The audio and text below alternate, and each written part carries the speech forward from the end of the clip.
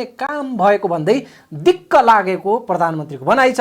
तर यति भन्दा भन्दै पनि प्रधानमन्त्री ओलीले सत्ता नछाड्ने अड्डी कसेका छन्, तर स्थिति भने निकै फेरिएको छ। मेरो अधिकार मैले प्रयोग गर्न चाहिनँ, किनभने मलाई थप सरकार चलाउनु छैन। यस्तोमा पनि सरकार चलाउन सकिन्छ, न कोही समर्थन गर्छ न कोही साथ दिन्छ। त्यसो भने बनाउन त अर्को। यति दिनै पिछेको असहयोग, दिनै पिछेको विरोध,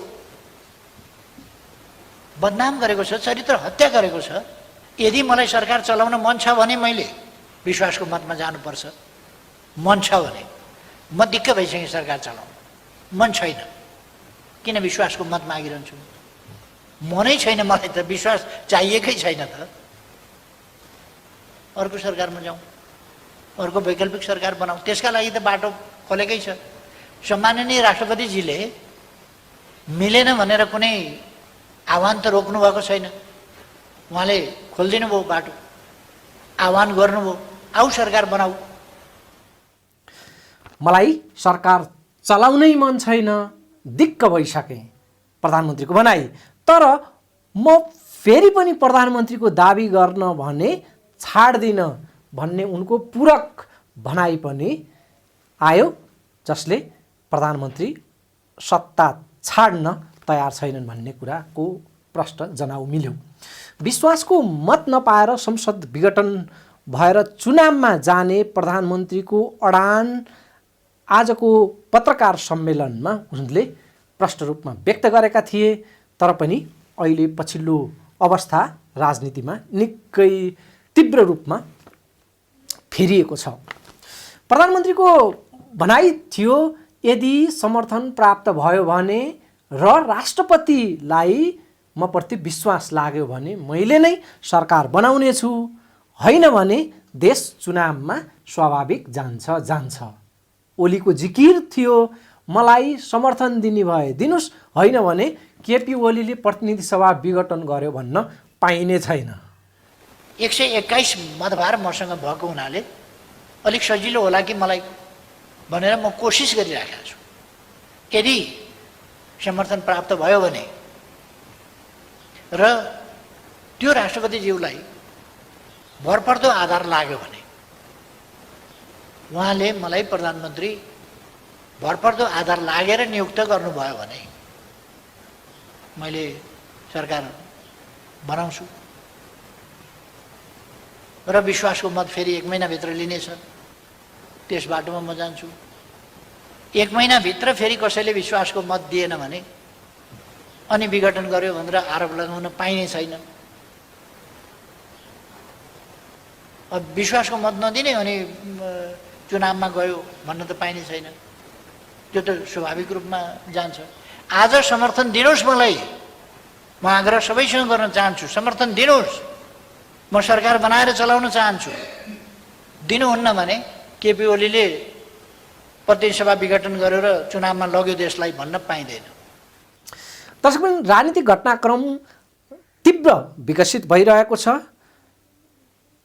नयाँ सरकार निर्माणको प्रक्रिया सुरु भएको छ। सरकार गठन र विघटनका खेलका अगाडि यति बेला कोरोनाको मोर्चा भने झन कमजोर बनेको छ। प्रधानमन्त्रीले संसदीय अङ्कगणित सुनाउँदै बिग्रिएको पछिल्लो परिस्थितिका प्रति को जिम्मेवार भन्ने सवाल पनि आज उठाएका छन्। त्यसमा पनि हामी जानेछौँ र पछिल्लो समग्र राजनीतिक घटनाक्रम, नयाँ सरकार निर्माणको प्रक्रियाको विषय पनि हामीले समेटेछौँ। सत्ता राजनीति कति निर्लज्ज हुन्छ त्यसको नमुना नेपालमा निरन्तर चलिरहेको छ। कोरोनाका कारण नागरिकको मृत्यु आँकडा झन्झन चुलिँदैछ। दिनरात नभनी महामारी नियन्त्रणमा खटिनुपर्ने बेला हो यो। झट्ट हेर्दा नेताहरूको अरन खटन र दौडधुप त चलेकै छ, तर नागरिक बचाउनमा होइन कि कुर्सी फुत्किन कसरी हुन्छ नदिन र जसरी हुन्छ कुर्सी खोस्नको अहिले दौडधुप र माथापच्ची चलिरहेको छ। दर्शकबिन, घिनलाग्दो सत्ता दाउपेचका लागि मध्यरातसम्म खट्छ राष्ट्रपति कार्यालय शीतल निवास। रातभर जागराम बस्छ प्रधानमन्त्रीको बालुवाटार अड्डा। केन्द्रीय सत्ताले थिचोमिचो गर्यो भनेर कहिल्यै नथाक्ने महन्त ठाकुर र राजेन्द्र महतोहरू त्यही सत्ताको लाड प्यारमा पुलुकित भएर मध्यरातमा चाहार छन् त्यही शीतल निवास र बालुवाटार र अर्को दिन बिहान पत्रकारलाई भन्छन् हामी त मध्यरातमा चिया खान बालुवाटार र शीतल निवास गएका थियौँ। अबेर रातसम्म र सखारै बिहान बस्छन् देउबा निवासमा पार्टी अन्तर पार्टी र सर्वदलीय बैठकहरू। देउबा निवासमा बुढा नीलकण्ठमा आकाश खसे झैँ लाग्छ प्रचण्डलाई र डाक्छन् आकस्मिक बैठक र कुद्छन् भेटघाटहरूमा। अबेर रातसम्म नसुतेर ट्विट गर्छन् बाबुराम भट्टराई र भाले नबास्दै अर्को ट्विट र सामाजिक सञ्जाल फेसबुकमा थप्छन् उनै बाबुराम भट्टराई। काठमाडौँका भाग शान्ति बैठकदेखि हेटौडाको चुनावी मैदानमा पर्खर खटिन्छन् माधव नेपाल र जिताउँछन् आफ्ना उम्मेदवार। यस्तो लाग्छ कि विश्वका कमै देशमा होला नेतृत्वको यो तहको सक्रियता र अरन खटन, तर केका लागि? सत्ता स्वार्थका लागि। यही चातुर्यता र सक्रियता कोरोना नियन्त्रणमा भइदिएको भए आज नेपाल विश्वका सामु टिठ लाग्दो निरीह र बिचरा हालतमा हुने थिएन। पछिल्लो विकसित राजनीतिक अवस्था र प्रधानमन्त्री केपी शर्मा ओलीको पत्रकार सम्मेलनका केही प्रासङ्गिक अंश पनि हामीले केही बेरमा प्रस्तुत गर्नेछौँ। हो दर्शकबिन, नेपाल यति बेला एकपटक फेरि विश्वका नजरमा दयाको पात्र बनेको छ। कोरोना महामारीका कारण नेपाल दिन दुखी देशको अग्रपङ्क्तिमा परेको छ। भूकम्पका बेला नेपालका लागि विश्वभरबाट सहयोग र सहानुभूति प्राप्त थियो। भूकम्प प्राकृतिक प्रकोप थियो। भूकम्पले त्यो बेला एक्लो नेपाल क्षत बनेको थियो। तर कोरोना महामारीको कुरा बेग्लै छ। कोरोना अहिले नेपालमा मात्रै होइन विश्वभर छ। कोरोना नियन्त्रणमा प्राप्त सफलता र असफलताले कुनै पनि देशको क्षमतामाथि मूल्याङ्कन अहिले भइरहेको छ। त्यही मूल्याङ्कनमा नेपाल किन दयनीय हालतमा पुग्यो? सार्क राष्ट्रहरू मध्येमै नेपाल किन बिचरा ठहरियो? एसियामै नेपाल किन कमजोर बन्यो? विश्वभरमै नेपाल किन हुतिहारा ठहरियो? जवाफ नखोज्ने हो यदि भने अपराधीहरूलाई उन्मुक्ति दिए सरह हुनेछ।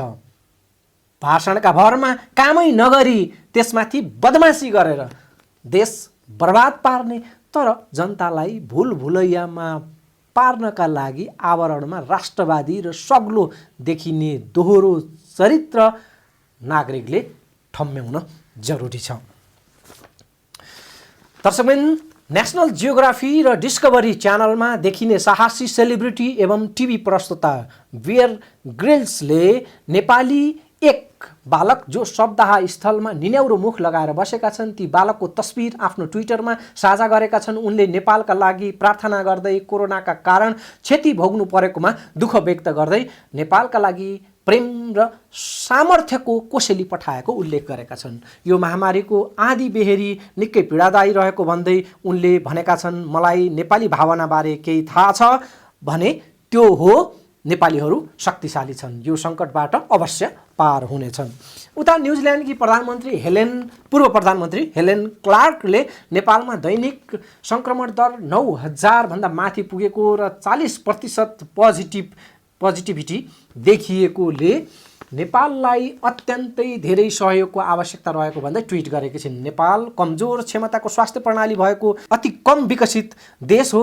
क्लार्कले लेखेकी छन्, नेपाललाई खोप आपूर्ति सहितको अत्यन्तै धेरै सहयोगको आवश्यकता छ। तसर्थ नेपालका बारेमा चिन्ता र चासो विश्वभरबाट व्यक्त भइरहेको छ। विदेशी सहयोगको क्रम पनि सुरु भएको छ। धन्यवाद छ नेपालले भोगिरहेको यो पीडाको क्षणमा सहानुभूति, प्रेम र जुन सहयोग प्राप्त भएको छ त्यसको लागि। तर नेपाल किन विश्वका नजरमा दयाको पात्र बन्यो? हामी किन बिचरा बन्यौँ? महामारी त विश्वभर नै आएको हो। भूकम्प जस्तो नेपालमा मात्रै आएको त होइन कोरोना, तर विश्वभरबाट नेपाललाई दया दृष्टिले हेर्ने पर्ने जुन परिस्थिति बन्यो यो कसरी पैदा भयो? कठै लाग्दा नेपालका तस्बिर विश्वभरका मिडियाहरूमा छाएका छन्। घाटमा लास हेरेर टोलाएका नेपाली बालबालिकाका तस्बिरदेखि अस्पतालमा उपचार नपाएर छटपटिएका नागरिकहरूको बिचल्लीका तस्बिर, हलिउडदेखि विश्वविख्यात व्यक्तिहरू, सेलिब्रिटीहरूले आफ्ना सामाजिक सञ्जालमा सेयर गरिरहेका छन्। भारतलाई छाड्ने हो भने बाँकी एसियाली देशहरू र सार्ककै अन्य देशहरूको हालत नेपालको जस्तो बिजोग छैन। नेपालको निकै तन्नम अवस्था बनेको छ। नेपाललाई कमजोर कसले बनायो, कसरी बनाइयो हुतिहारा स्थिति नेपालको? दर्शकबिन, यसको सिधा उत्तर छ कोरोना महामारीभन्दा ठुलो सत्ता हारालुचको महामारी विगत 1.5 वर्षदेखि नेपालमा चलिरहेको छ र अहिले त्यसको उत्कर्ष छ। सङ्क्रमितको मृत्यु सङ्ख्या सबैभन्दा चुलिन्छ एकातिर, अर्कोतिर ती लासहरूलाई कुल्चेर सत्ता दाउपेचको उत्कर्ष पनि यही बेलामै चल्छ। हिजो बिहिबार एकातिर सर्वाधिक मृत्यु आँकडा, अर्कोतर्फ प्रधानमन्त्री र राष्ट्रपतिको साँठगाँठको लज्जास्पद अर्को उत्कर्ष सँगसँगै। अब भन्नुहोस्, राजनीतिक नेतृत्वको ध्यान केमा छ? नागरिकको जीवन रक्षामा कि सत्तामा? अलमलको त कुरै छैन। छर्लङ्ग देखिएकै छ, फोहोरी सत्ता दाउपेचमै छ पुरापुर ध्यान। एकाथरी जसरी पनि सत्ता जोगाउने र अर्काथरी जसरी पनि सत्ता खोस्ने होडमा छन् वर्षैभरि र त्यसको यति बेला उत्कर्ष चलिरहेको छ। को प्रधानमन्त्री, कसको सरकार, यति बेलाको एजेन्डा हुँदै होइन। एकमात्र यति बेलाको एजेन्डा हो नागरिकको जीवन रक्षा। तर ठिक उल्टो मती चलिरहेको छ यो देशमा। दर्शकबिन, सत्ता दाउपेचको घिनलाग्दो यो मोटो खेल त एकातिर छँदैछ, त्यसमाथि ईश्वर पोखरेल जस्ता विवादास्पद र रक्षात्मक हैसियतका पात्र कोरोना महामारी नियन्त्रणको कमान्डर छन्। कोरोना महामारी नियन्त्रणको कमान्डरको ईश्वर पोखरेल आफ्नै खुस्केको वस्त्र सम्हाल्न हम्मे अवस्थाको पात्रबाट देश र नागरिकको सङ्कट मोचनको अपेक्षा राख्नु मूर्खता मात्रै हुनेछ।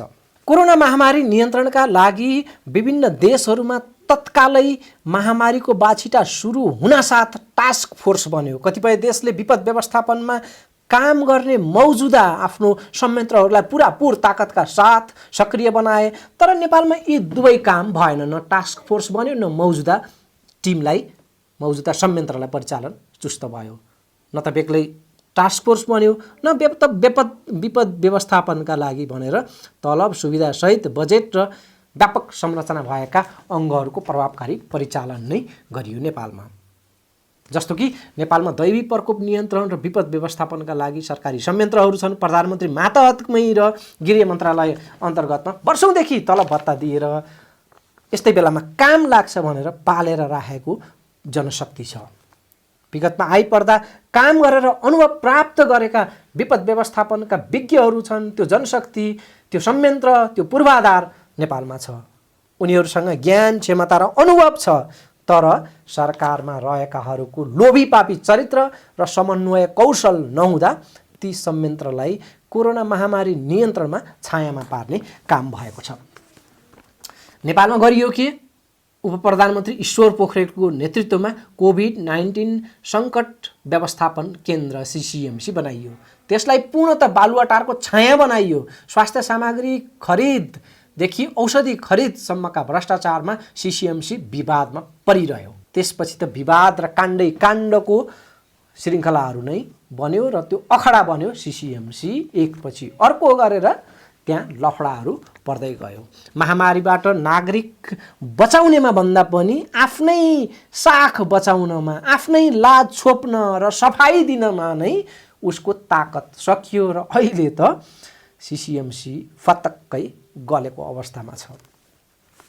विभागीय मन्त्री, नेता, विज्ञ, डाक्टर, सुरक्षा अधिकारीहरू, कर्मचारीहरू, अवकाश प्राप्त जानकारहरू, रिटायर्डहरू, व्यवस्थापन कौशल भएका, म्यानेजमेन्ट स्किल भएका एक्सपर्टहरू, आपतकालीन उद्धार र संयोजन कार्य अनुभव भएकाहरू, जस्तो कि भूकम्पका बेलामा बेजोड कार्य सम्पादन गरेका संस्थाहरू, व्यक्तिहरू लगायतको एउटा केन्द्रीय टिम बनाएर कोरोना महामारीसँग जुझ्नुपर्ने थियो। विज्ञहरूले बेलैमा यो सुझाव दिएका पनि थिए। केन्द्रमा बन्ने त्यो टिम अर्थात् टास्क फोर्सकै ढाँचाको टिम प्रदेश, जिल्ला र स्थानीय तहसम्म विस्तार गर्ने, केन्द्रदेखि स्थानीय तहसम्म चुस्त दुरुस्त परिचालन, सूचना, जानकारीहरूको सङ्कलन र समन्वयको काम त्यो टिम मार्फत गर्न सकिन्थ्यो। प्रधानमन्त्रीको त्यसमा प्रत्यक्ष अप्रत्यक्ष कमान्ड हुन्थ्यो। विपद व्यवस्थापनका मौजुदा संयन्त्रहरूसँगको समन्वयमा त्यो टास्क फोर्सले काम गर्थ्यो।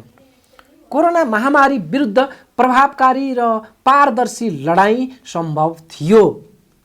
विश्वका जति पनि देशमा कोरोना विरुद्धको लडाईँ सफल मानिएको छ त्यहाँ यस्तै प्रकारले कामहरू भएका थिए, टास्क फोर्सहरू बनाएर विशेष संयन्त्रहरू बनाएर काम भएका थिए र कोरोना महामारीमाथिको विजय प्राप्त भएको छ अथवा प्रभावकारी काम भएको छ।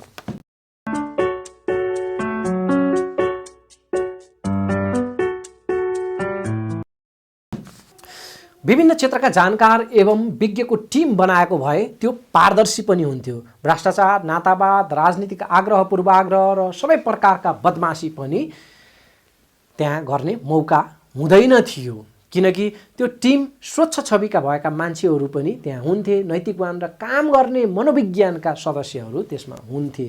बालुवाटार वा कुनै मन्त्री विशेषका यशम्यानहरू मात्रै त्यसमा हुँदैन थिए। त्यसैले त्यो टिमको काम प्रभावकारी अवश्य हुने थियो, तर त्यसो हुन दिइएन। किनकि एक त त्यो प्रकारको फराकिलो सोच भएको नेतृत्व भएन। त्योभन्दा पनि मुख्य चुरो कुरो, महामारीलाई अवसर बनाएर लुट्न त्यो टास्क फोर्स, यदि त्यहाँ विज्ञहरू हुन्थ्यो भने त्यो टास्क फोर्स नै बाधा हुन्थ्यो। त्यसैले पहिले नै यो प्रकारले आफ्नो हितचित्त मिल्ने र मनलाग्दै गर्न पाइने गरी महामारी नियन्त्रणका नाममा सिसिएमसीको गठन र त्यो प्रकारको संरचना बनाइयो। चरित्र छर्लङ्ग छ। चीनबाट स्वास्थ्य सामग्री ल्याउँदा नेपाली सेनासँग रक्षा मन्त्री समेत रहेका उपप्रधानमन्त्री एवं सिसिएमसीका संयोजक ईश्वर पोखरेलको ठाकठुक पर्यो। नेपाली सेनासँग सम्बन्ध बिग्रिएपछि प्रधानमन्त्री केपी शर्मा ओलीलाई या त सेनासँग थप जोखिम मोल्नुपर्ने स्थिति थियो या त पोखरेललाई कारबाही गर्नुपर्ने थियो। ओलीले बीचको बाटो रोजे रक्षा मन्त्रालयबाट पोखरेललाई हटाएर साइज डाउन गरेर सजाय दिएको भन्दै सेनालाई थामथुम पारे। तर आफ्ना विश्वासपात्र ईश्वर पोखरेललाई गुमाउन पनि ओली चाहँदैन थिए। त्यसैले उपप्रधानमन्त्रीमा भने ईश्वर पोखरेल कायमै रहे। बालुवाटार क्याम्पमा ईश्वर पोखरेल आवश्यक थिए, त्यसैले उनी उपप्रधानमन्त्रीमा भने मौजुदा रहे। रक्षा मन्त्रीबाट उनी हटाइए। दर्शकवृन्द, यसरी टारिएको थियो सिसिएमसी भित्रकै गडबडी र सङ्कट। यो तहको रोगड र विवादित वातावरणको भुमरीमा भासिएको पात्र अर्थात् ईश्वर पोखरेलको नेतृत्वमा यति भयावह महामारी नियन्त्रण सम्भव हुने कुरै थिएन। त्यसैले नेतृत्वको हेलचेक्राइ र लापरवाहीकै कारण नेपाली नागरिकहरूको ज्यान गएको छ र त्यो आँकडा 6000 नजिक पुगेको छ। यस अर्थमा यो मृत्यु मात्रै नभएर हत्या पनि हो, राज्यद्वारा रचिएको हत्या। लोभीपापी चरित्र र अमानवीय मनोदशाले नेपालमा कोरोना भयावह बनेको हो। विश्वसामु नेपाल र नेपालीलाई दयाको पात्र बनाउने काम हाम्रै नेतृत्वले गरेको हो। दर्शकवृन्द, विकसित देशमा विभागीय मन्त्री, उनको टिम र मन्त्रालय हाँक्नेहरू विषय विज्ञ हुन्छन्। जस्तो कि स्वास्थ्य मन्त्री जनस्वास्थ्यको मामलामा जानकार एवं विज्ञ हुन्छन्। यदि भएनन् भने उनको सल्लाहकार र सहयोगी टिममा विज्ञहरू राखिन्छन्। तर नेपालमा यस्तो हुँदैन। आज स्वास्थ्य मन्त्री, भोलि पर्यटन मन्त्री हुनसक्छ। अर्को दिन कुन मन्त्री हुने हो पत्तो हुँदैन। कतिखेर मन्त्री पद खुस्किन्छ, कतिखेर नयाँ मन्त्री बन्छन्, पत्तो हुँदैन। सत्ता टिकाउन जसलाई फकाउनुपर्छ र हात लिनुपर्छ उसैलाई मन्त्री पद थमाइदिने संस्कार छ। सल्लाहकारहरूको त नकुरा गरौँ। आफ्नै भाइ बारदार र झोलेहरूले नियुक्ति खान्छन्। विज्ञ जानकार रोज्ने चलन छैन। त्यसैले पनि यो महामारीको बेलामा नेपालमा विज्ञहरूको भूमिका अझ बढी खाँचो छ यति बेला। तर भाग खोसिन्छ कि जस्तो गरी विज्ञ एवं जानकारहरूलाई सिसिएमसीमा राख्न कन्जुस्याइ गरियो। महामारीसँग जुझ्ने बेग्लै टास्क फोर्स बनाउन इन्कार गरियो। दर्शकवृन्द, सिक्काको अर्को पाटो पनि महत्त्वपूर्ण छ। अहिले आएर प्रचण्डहरूले सिसिएमसी प्रभावकारी नभएको र काण्डै काण्डमा फसेको भन्दै यसलाई खारेज गर्नुपर्ने माग राखेका छन्। उनै प्रचण्ड कोरोना महामारी सुरु हुने ताका यही सरकारका साझेदारी थिए, साखै थिए। उनैले सिसिएमसीको प्रभावकारिताका बारेमा वा बेग्लै विज्ञ सम्मिलित टास्क फोर्स बनाउने कुरा त्यो बेलामा उठाएनन्, जति बेला उनी सरकारमा थिए, ओलीसँग काँधमा काँध मिलाएर अगाडि बढेका थिए। तर अहिले आएर राजनीतिक दाउपेज नमिलेपछि प्रचण्डलाई अत्तो थाप्ने मसला मिलेको छ सिसिएमसी। उस्तै चरित्र प्रदर्शन गरेका छन् नेपाली काङ्ग्रेसका सभापति शेरबहादुर देउवाले पनि। उनी पनि प्रधानमन्त्रीलाई भेटेर सिसिएमसी खारेज गर्न माग गर्दैछन्। यति बेला सरकारलाई जसरी पनि विज्ञ सम्मिलित टास्क फोर्स बनाउन वा भएकै मौजुदा विपद व्यवस्थापनका संयन्त्रलाई प्रभावकारी बनाउन प्रमुख प्रतिपक्षी नेपाली काङ्ग्रेसले पनि समयमै भूमिका खेल्न सकेन। त्यसकै परिणाम महामारी विरुद्धको लडाईँ थप कमजोर बन्यो। यस्तो महामारीमा पनि देशको मूल नेतृत्व रहेका मध्ये एउटा पक्ष जसरी पनि सरकार जोगाउने दाउमा लाग्यो, अर्को पक्ष सरकार जसरी पनि गिराउने ध्याउनमा लाग्यो। नागरिकको ज्यान बचाउने प्रवाह नेतृत्वले लिएन। दर्शकबिन, शुक्रबारको पत्रकार सम्मेलनमा प्रधानमन्त्री केपी शर्मा ओलीको भनाइ छ, चुनावमा जान त मैले चाहेकै हो, यस अगाडि नै मैले आफ्नो मुख त्यस विषयमा बोलिसकेको छु। ओलीले चुनावमा जाने अडान लिएका छन्। त्यो प्रस्तुत अडान शुक्रबारको मध्याह्न भएको पत्रकार सम्मेलनमा उनले आफ्नो अडानलाई पुनः दोहोर्याएका छन्। यस अगाडिको आफ्नो संसद भङ्ग गर्ने र चुनावमा जाने निर्णय सही रहेको दाबी पनि ओलीको छ। निन्द्रामा पनि मैले गरेको काम बेठिक लागेको छैन भन्दै प्रतिनिधि सभा भङ्ग गर्ने र चुनावमा जाने आफ्नो निर्णय ठिक रहेको प्रधानमन्त्रीले शुक्रबार पनि दोहोर्याए। म त चुनाव भनेपछि, चुनावको घोषणा भनेपछि, प्रतिनिधि सभा विघटन भनेपछि अस्ति नै थुतुनु पोलेको मान्छे हो। म त्यता जान चाहन्न, तर मेरो हातमा छैन। अरूले घेराबन्दी गर्ने अनि घेराबन्दी गरेर असफल बनाउने अनि आरोप चाहिँ मेरो टाउकोमा हाल्ने, त्यो गर्न पाइँदैन। मलाई आफूले गरेको काम एक्लै बस्दा मात्रै होइन, निन्द्रामा पनि त्यो गलत लागेको छैन। अदालतले ठिक छैन भन्यो, अदालतको फैसला पछि अदालतले त्यति बेर ठिक छैन भनेको पनि अब संविधानको जीवित व्याख्या गर्ने हो भने त यो त के भने अहिलेसम्मको गति हेर्दाखेरि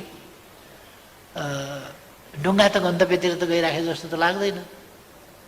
त्यसो भने अब यो कुन ठिक थियो, कुन ठिक थियो, मेरो चाहिँ ठिक थियो कि अदालतको ठिक थियो, त्यो अब पछि कार्यान्वयन चाहिँ अदालतले जे फैसला गर्यो त्यसलाई सम्मान गर्ने, कार्यान्वयन गर्ने, त्यसलाई पालना गर्ने। सरकार नेतृत्व गरेका प्रधानमन्त्री केपी शर्मा ओलीले कोरोना आफूले होइन विपक्षीका कारण फैलिएको र त्यसका लागि विपक्षीहरू बढी जिम्मेवार रहेको तर्क गर्न समेत पछि परेनन्। प्रधानमन्त्री जो सत्ताको नेतृत्व गरिरहेका छन्, संसदमा आफूसँग भन्दा बढी सिट अरूले नै त्यसको जिम्मेवारी लिनुपर्ने उनको भनाइ छ। आफूसँग 93 सिट रहेको र 177 सिट विपक्षीको भागमा रहेकोले उनीहरूले नै जिम्मेवारी लिनुपर्ने प्रधानमन्त्रीको भनाइ छ। सैद्धान्तिक तवरले 121 सिट छ हो, त मसँग 121 सिट छ भने 271 सिटमा बाँकी सिट चाहिँ अरूसँग छन् नि त। अनि 121 सिटले चाहिँ दोष लिनुपर्ने, 121 कटाएपछि कति 150 सिट रह्यो। अनि 150 सिटले चाहिँ जवाफदेही लिनु नपर्ने, 121ले चाहिँ जोसँग बहुमत हुन्छ 150 सिट छ त्यसले जवाफदेही लिनु नपर्ने। म 121 भएकोले चाहिँ सबै कुराको अब्जस्ट लिनुपर्ने। 150 वालाले न आफू सरकार बनाउँछ न अरूलाई समर्थन गर्छ, त्यहाँनेरि हलो अड्काउने, अनि अब्जस्ट चाहिँ 121 भएकोलाई दिने। अझ त्यसमा पनि प्र्याक्टिकली हामीले हेऱ्यौँ भनेदेखि त 93 रहेछ नि त। अरू त जति बेर जे पनि गर्न सक्ने रहेछ नि त। यो सरकार ढाल्नका लागि जति बेर जे पनि गर्न सक्ने त 27 जना त अस्ति देखियो त। पार्टीलाई धोका दिन सक्ने, पार्टीको टाउकोमा बन्चराले हान्न सक्ने, पार्टीको गर्दन तरबारले हान्न सक्ने, पार्टीलाई यताबाट हलाल गर्न सक्ने, ती त 27 जना त देखा पर्यो त अस्ति। त्यसो भएर त्यो 93 भएको बबुरोलाई चाहिँ हमला गर्ने अनि 177 यो 27 समेत जो सरकारका विरुद्धमा खुलेर देखा परेको छ त्यो समेत 177 सिट हुन्छ। अनि 177 सिट 178 सिट हुन्छ। हजुर 177 हो। जब 177 सिट विपक्षमा छ भने त्यो 177 जिम्मेवार हुन्छ कि 93 वाला जिम्मेवार हुन्छ? दर्शकबिन, कोभिसिल्डको खोप लगाएका 14,50,000 नेपाली नागरिकले अहिले दोस्रो खोप कुरेर बसिरहेका छन्। 14,50,000। भारत सरकारको समेत समन्वयमा सेरम इन्स्टिच्युटसँग भएको सम्झौता अनुसार 10 लाख डोज खोप आउन बाँकी नै छ। त्यो 10 लाख डोजको नेपालले पैसा तिरिसकेको छ। कमिसन चक्कर हुँदैन थियो भने त्यो खोप उहिल्यै नेपालमा आइपुग्थ्यो। लाखौं नागरिकको ज्यान जोखिममा पर्ने अवस्था बन्ने थिएन। कम्तीमा त्यो खोप ठुलो राहत हुन्थ्यो नेपालमा। पैसा तिरिसकेको खोप समेत ल्याउने क्षमता सरकारले देखाउन सकेन। क्रमशः ल्याउनका लागि हामीले 20 लाख डोज मगायौँ। 20 लाख डोजको पैसा पनि तिर्यौँ। 20 लाख डोजको पैसा तिर्यौँ, 10 लाख डोज आयो, तर 10 लाख डोज बाँकी भयो। यसै बिचमा इन्डियाको अदालतको फैसला पनि हामीलाई थाहा छ। इन्डियालाई नपुगिकन बाहिर नदिनु भन्ने खालको फैसला। जहाँसुकै पनि अभावको एउटा स्थिति र पहिले इन्डियाले पनि यो सेकेन्ड वेभको यस्तो नसोचिकन पनि कतिपय देशलाई दिने भनेर उसले एउटा एग्रिमेन्ट गरेका थियो। तर त्यो अनुसार पछि उसले दिन सक्ने खालको स्थिति भएन। र त्यस सम्बन्धमा अहिले गम्भीरताका साथ कुराकानी भइरहेको छ र हामी प्रयास गरिरहेका छौँ। आलोचना गर्नु त सजिलो छ, तर यस्तो आकस्मिक रूपमा आइपर्ने महामारीहरू नियन्त्रण गर्न, त्यसलाई कन्ट्रोल गर्न केही समय लाग्छ र सरकारले आफ्नो ध्यान पूर्ण रूपमा फोकस गरेको छ कोभिडका विरुद्धको लडाइँमा र यसलाई नियन्त्रण गरेर छोड्छ। अदालतलाई दबाब दिने हिसाबले ठुल्ठुला सभाहरू भए, होइन भने हामीलाई चाहिँ पुनर्स्थापना गरिँदैन भने सडकबाट गर्छौँ, सडकबाट पुनर्स्थापना गर्छौँ, अदालत टेर्दैन भने अदालतलाई देखाइदिन्छौँ भन्ने खालका जुलुसहरू, सभाहरू आदि इत्यादि भए। त्यसले फैलाउन मद्दत गर्यो। अरू कुराहरू पनि भयो होला, केही रिलिजियस कुराहरू भयो होला, केही कुराहरू भयो होला। कोरोनाका लागि बजेट छैन, शवदाह निशुल्क गर्ने निर्णय गरेको सरकारले बजेट उपलब्ध नगराएको भनेर विभिन्न जिल्लाहरूमा शवदाह, कोरोनाका कारणले मरेका नागरिकहरूको शवदाहका लागि समेत शुल्क लिइएको छ। चितवनमा त एउटा शवदाह गरेको 28,000सम्म शुल्क लिने निर्णय त्यहाँको जिल्ला प्रशासन कार्यालयले गरेको थियो। पछि व्यापक विरोध भएपछि शुल्क घटाइयो। जीवितले उपचार एकातिर पाएका छैनन्, मरेकाहरूको गरिमा पनि, मृत्युपछिको गरिमा र दाह संस्कारको जुन रीत हुन्छ त्यो पुरा भएको छैन। अन्तिम संस्कारहरू विधि र सम्मानका साथ हुन सकिरहेका छैनन्। यद्यपि नेपाली सेनाले त्यसमा ठुलो काम गरेको छ। सलामी सहित नेपाली सेनाले सम्मानका साथ शवदाह गरेको छ, तर सबै त नेपाली सेनाले गर्न सकेको छैन। सब ट्र्याक्टरहरूमा ओसार्नु परेको स्थिति छ। पर्याप्त स्वास्थ्य उपकरणहरू छैनन्। पिसिआर परीक्षण शुल्क तिर्न नसकेर, त्यो पिसिआर परीक्षणको शुल्क तिर्न नसकेर परीक्षण नै गर्न नागरिकहरू तर्किन्छन्। फ्रन्टलाइनमा खटिने स्वास्थ्यकर्मीदेखि सुरक्षाकर्मीहरूलाई आवश्यक न्यूनतम सुविधा, प्रोत्साहन र उपकरणहरू छैनन्।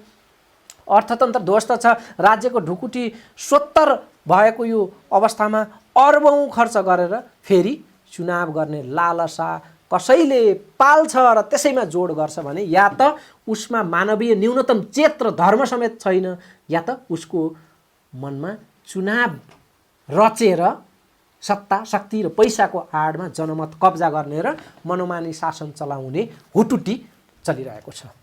महामारीबाट मर्नेको सङ्ख्या झन्झन उकालो लागेको छ। बिहिबार हालसम्मकै धेरै नागरिक एकै दिनमा कोरोनाका कारणले मरेको रेकर्ड छ।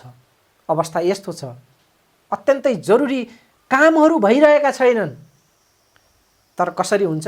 मौजुदा सत्ता टिकाउन र यो सत्ता नटिके चुनावको प्रपञ्च रचेर सत्ता र शक्तिको बलमा पुनः सत्ता हत्याउने दाउमा छन् ओली। त्यसका लागि कति नागरिकको ज्यान कुर्बानी लाग्ने हो चुनाव यदि भयो भने त्यसको कुनै हिसाब किताब छैन। तर राजनीतिले कोल्टे फेर्ने स्थिति पनि देखिएकै छ। त्यसै पनि हालै भारतमा भएको चुनावका कारण त्यहाँ कोरोना व्यापक फैलिएका निष्कर्षहरू, चुनावी कारणले चाहिँ कोरोनाको व्यापकता विस्तार भएको निष्कर्षहरू निकालिएको छन्। यति बेला चुनावमा खटिएका सयौँको सङ्ख्यामा शिक्षकहरूको मृत्यु भएका आँकडा आएका छन् भारतमा। चुनावमा खटिने कर्मचारी र सुरक्षाकर्मीहरूको मृत्युको आँकडा उठ्दैछ। मतदान, चुनावी सभा र र्यालीहरूमा सहभागीहरूको सङ्क्रमणको दर र तिनीहरूको मृत्युको आँकडाको त कुनै हिसाब नै छैन। आँखै अगाडि यस्तो देख्दा देख्दै यस्तो महामारीको बेलामा चुनावका लागि जुन हट देखियो त्यसले प्रश्न पार्छ कि नागरिक मरुन प्रवाह छैन, तर सत्ता जसरी हुन्छ चाहियो। राज्यको अर्बौं ढुकुटी खर्च गरेर चुनाव भयो र 5 वर्षका लागि नेतृत्व चयन भएको। अहिले 3 वर्ष त्यसको अवधि पुगेको छ।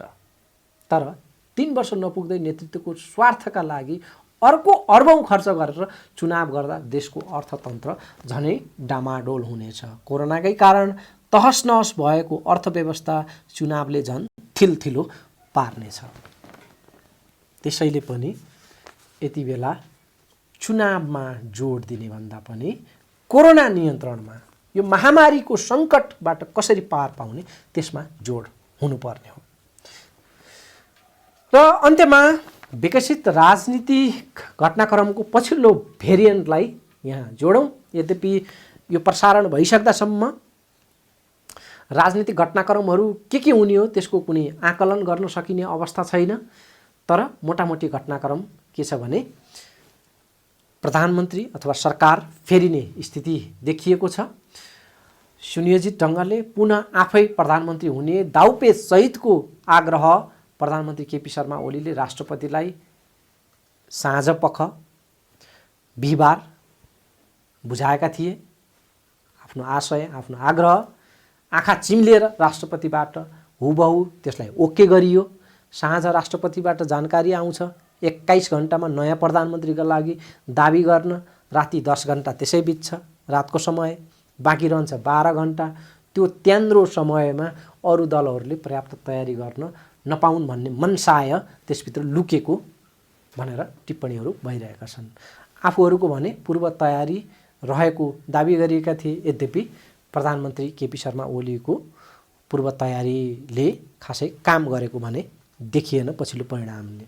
ल भइगयो, समयको बदमासीलाई पनि यहाँ भ्यालु नदिउँ, त्यसलाई छाडिदिउँ। संविधान अनुसार या त प्रधानमन्त्रीले राजीनामा दिनुपर्ने थियो या त विश्वासको मतले आफ्नो आधिकारिकता पुष्टि गर्नुपर्ने थियो। यी दुईवटा विकल्पहरू थिए। तर प्रधानमन्त्रीले यी दुईटै विकल्पहरूलाई नागेर झेल्ली खेल रचेको र राष्ट्रपति त्यसमा सहयोगी बनेको भनेर यति बेला राजनीतिक वृत्तमा टिप्पणीहरू भइरहेका छन् र आलोचनाहरू त्यो प्रकारले भइरहेको छ। र ती आलोचनाहरूको सफाई दिन प्रधानमन्त्रीले शुक्रबार आफ्नो पत्रकार सम्मेलन पनि राखेका थिए। राजनीतिको कखरा बुझ्नेले पनि यो घिनलाग्दो दाउपेच प्रश्न बुझ्न सक्छ। हो, 2-4 जना अन्धभक्त कार्यकर्ता आसेपासेका लागि नेतृत्वले जे गर्यो त्यो ठिक लाग्छ। राजनीतिमा आश्रितहरूको एउटा यस्तो